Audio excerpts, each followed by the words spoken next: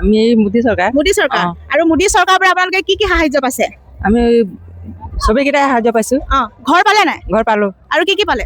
ঘৰ পালোঁ, তাৰপিছত আৰু এই যে 10,000 যে গোটৰ চেক পালে? চেক পালোঁ। আপোনালোকে সকলোৱে জানে যে আজি যিহেতু নৰেন্দ্ৰ মোদী ডাঙৰীয়াই এই ঠাইত আজি উদ্বোধন কৰিব, আমি বহুত গৌৰৱান্বিত। চাওক কিমান মানুহ ইয়াত উপস্থিত আছে। আজি বায়ু সেনাৰ ইয়াত যিহেতু মানে বায়ু সেনাই প্ৰদৰ্শন কৰিব, আৰু আমি বহুত গৌৰৱান্বিত যিহেতু এই ঠাইত যি মৰাণৰ ৰাষ্ট্ৰীয় ঘাইপথত যে এনেকুৱা এটা পদক্ষেপ মোদী ডাঙৰীয়াই লৈছে, ইয়াত কিমান হাজাৰ হাজাৰ মানুহ উপস্থিত আছে। আৰু আপোনালোকক দৃশ্যাংশ দেখুৱাবলৈ চেষ্টা কৰিছোঁ, আৰু কিছু মুহূৰ্ততে নৰেন্দ্ৰ মোদী ডাঙৰীয়া ইয়াত উপস্থিত হ'ব। আৰু এই ঠাইডোখৰ চাওক কিমান এটা ভাল মুহূৰ্ত, কিমান এটা ভাল পৰিৱেশ, য'ত নেকি হাজাৰ হাজাৰ মানুহ ইয়াত উপস্থিত আছে। আৰু সকলোৱে ইয়াত বহুত মানে ৰাতিপুৱা ভাগৰ পৰা ইয়াত যিহেতু মানুহ উপস্থিত আছে, যিহেতু মোদী ডাঙৰীয়াক চাবলৈ, যিহেতু এই যি বায়ু সেনা যি আজি এই ঠাইত প্ৰদৰ্শন কৰিব, এই ঠাইত যিহেতু মোদী ডাঙৰীয়া বৰ্তমান উপস্থিত হ'বহি, সকলোৱে আগ্ৰহেৰে বাট চাই আছে যে উদ্বোধন কৰাৰ আজি যি বায়ু সেনাৰ যি প্ৰদৰ্শন কৰা ঠাইত সকলোৱে আজি চাব। কিছুমান দৃশ্যাংশ মই আপোনালোকক দেখুৱাবলৈ চেষ্টা কৰিছোঁ। এইবিলাক চাওক কিমান মানুহ, আপোনালোকে এইফালে লক্ষ্য কৰক।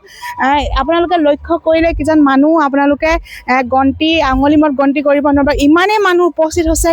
চাওক চাৰিওকাষে হিমন্ত বিশ্ব শৰ্মাৰ ডাঙৰীয়া আজি ফটো ইয়াত অৰা হৈছে আৰু ইয়াত লিখা আছে উত্তৰ পূব ভাৰতৰ প্ৰথমটো জৰুৰীকালীন বিমান অৱতৰণ ক্ষেত্ৰত বিমান অৱতৰণে ভাৰতীয় বায়ু সেনাৰ শক্তি প্ৰদৰ্শন কৰিব। ইয়াত চাওক কিমান এটা ভাল মুহূৰ্ত আপোনালোকক দেখুৱাবলৈ বহুত চেষ্টা কৰিছোঁ। এফালে চাওক কিমান মাটিৰ কিমান দূৰত, বৰ্তমান দূৰত্বটো ইমান গম নাপাওঁ বিশেষকৈ।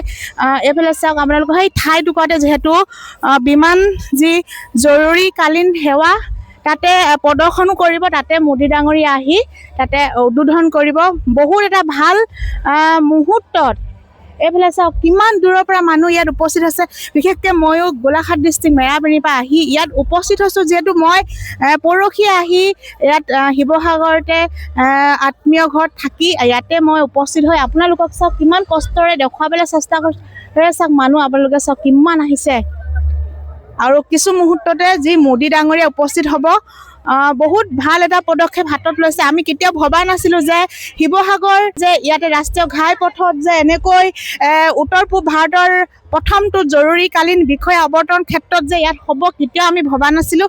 বহুত আমি গৌৰৱান্বিত, বিশেষকৈ শিৱসাগৰবাসীটো আৰু গৌৰৱান্বিত। তথাপিও আমি গোলাঘাট ডিষ্ট্ৰিক্টৰ হিচাপেও আমি বহুত গৌৰৱান্বিত অনুভৱ কৰিছোঁ। আৰু কিছুমান এইফালে মই দুগৰাকী বাইদেউক লগ পাইছোঁ। কেনেকুৱা লাগিছে? খুব ভালে লাগিছে। এতিয়া আপোনালোকে কোনখন চৰকাৰক বেছি ছাপোৰ্ট কৰিব?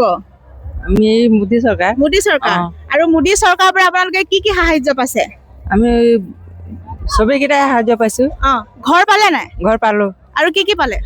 ঘৰ পালোঁ, তাৰপিছত আৰু এই যে 10,000 যে গোটৰ চেক পালোঁ। আৰু এতিয়া গম পাই নাই, এতিয়া ঠাইখনত মানে কিয় মানুহবিলাক উপস্থিত হৈছে এই বিষয়টো আপুনি জানে নাই? নাজানে? কিয় আহিছে মানুহবিলাক?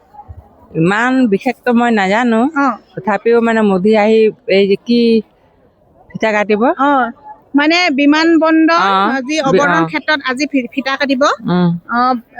আপোনালোকৰ ঘৰ ওচৰতে নাই ইয়াতে? নাই, আমি চেপনৰ পৰা আহিছে। আৰু এইবাৰ আপোনালোকে ভোটটো কাক দিম বুলি ভাবিছে? মোদীকে। কিবা মোদী ডাঙৰীয়াক একদম হেৰি বুলি কৈ দিয়ক, কি কয় বিজেপি কি বুলি কয় যে, বিজেপি চৰকাৰ জিন্দাবাদ। বিজেপি চৰকাৰ জিন্দাবাদ। সকলোৱে বিজেপি চৰকাৰ জিন্দাবাদ ধ্বনিৰে। আৰু ইয়াতে সকলোৱে কৈছে যে এইবাৰ যিহেতু বিজেপি চৰকাৰক ছাপোৰ্ট কৰিব, বিজেপি চৰকাৰে বহুত বস্তু দিছে, বিজেপি চৰকাৰৰ পৰা সাহায্য পাইছে, সকলোৱে বিজেপি চৰকাৰকে ছাপোৰ্ট কৰিছে। আৰু ইয়াত 10,000 যিহেতু চেক পাইছে সকলোৱে, যিহেতু মহিলাসকল বহুত গৌৰৱান্বিত। আৰু এইফালে চাওক কিছু দৃশ্য আপোনালোকক দেখুৱাইছোঁ, চাওক।